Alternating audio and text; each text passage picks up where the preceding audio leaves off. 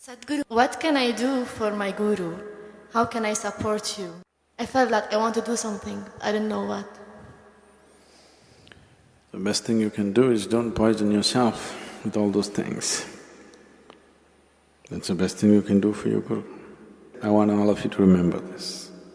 The best thing that you can ever do for your guru, if at all if you feel like you want to do, is that you drop your nonsense and grow. What's the best thing a garden can do for a gardener? To grow and bloom, isn't it? No, we want to do this to you, we want to do that to you. That's not the intention. That's not the goal. The best thing you can do for anybody is, you must do what they want, isn't it? Not what you want.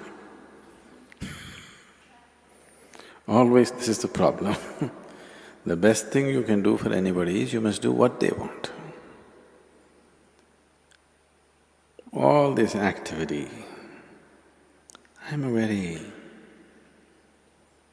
people who have known me early, I was an extremely taciturn person.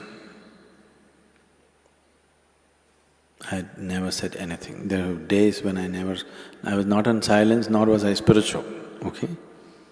I was just there because most of the time, whether you went to school or college or wherever you went, whether the students spoke or the teachers spoke, everybody spoke such nonsense.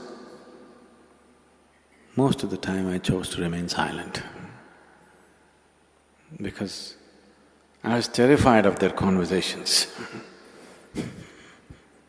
They opened their mouth. If they did not kill you with their bare breath, they kill you with horrible conversation.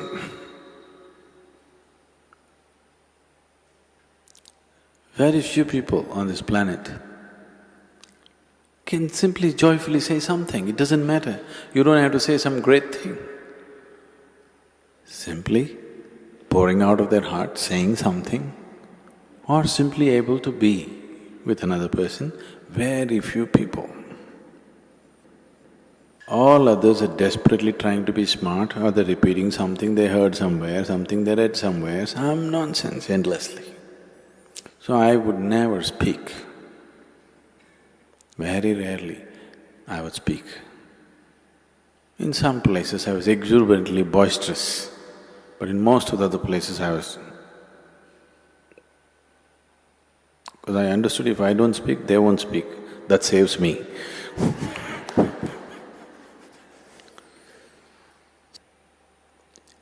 So now all this endless talking, this activity, non-stop, doesn't matter where I am, constantly I'm in groups of people, not even with individual people, constantly with huge groups of people.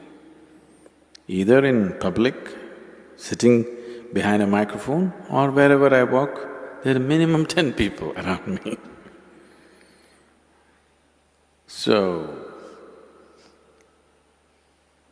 this is not my personal choice. This is a terrible need that there is in the world. That if you do not communicate the way people know, if you do not behave and act the way people know right now, if you don't walk 2 steps with them, you can never walk them in a different direction. So, there is nothing you can do. The best thing you can do is you grow and blossom. Drop your nonsense. Your past nonsense, you leave it to me, present nonsense you handle. If you do that, that's the best thing. Now suppose you died, even if I died, I will not stop the spiritual part of my activity. So I'm not so concerned about that. Yes, we're concerned. The foundation could be hurt, activity could be hurt, but not the spiritual part of the work. The concern is that people will be here and if they don't grow,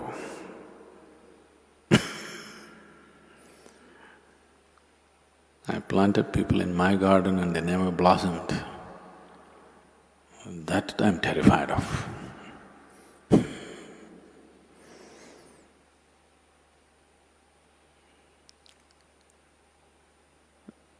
So, those of you who are very patient, who want to come here for 10 lifetimes and do it, I'm okay with them, but I think we must build an outer ashram for them. Even here there is, in a way, but we wouldn't like that to be here because of various reasons. We would like everybody who comes here to be absolutely there in the very core of what's happening. I don't want to create a core and a periphery here. Here there's only one burning spot, that's everywhere. So, if you've seen the popcorn? You never seen popcorn? It's just a damn corn, how it floured, the right amount of heat. But some get burnt, some won't pop. That's because they don't. All of them were given the same heat, but some don't receive it properly. They do funny things, and instead of popping, they get charred. Instead of flowering, have you seen a popcorn flowering? That's one flower, you can see it happening, right? The other flowers take too much time. So right there, it opens up in front of you. So, have you seen this happening to people when they come to inner engineering, Bhavaspandana? In 3 days' time, people are like that. But we don't want them to stop there.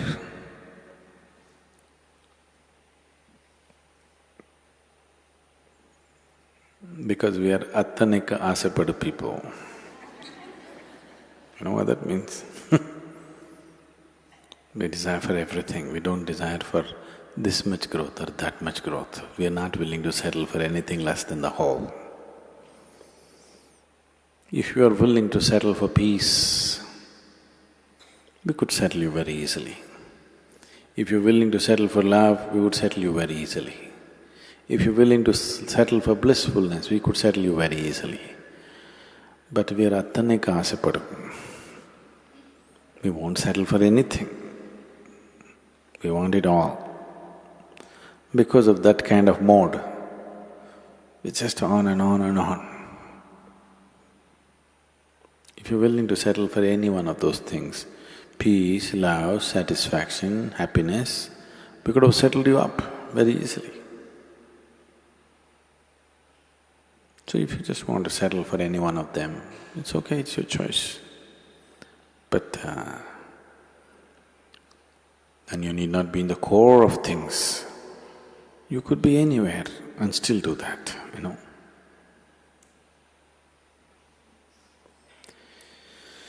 So, what could I do? Especially if Sadhguru is going to die tomorrow, you must blossom tonight, isn't it? So I want you to look at life like this. Either you may die or I may die tomorrow morning.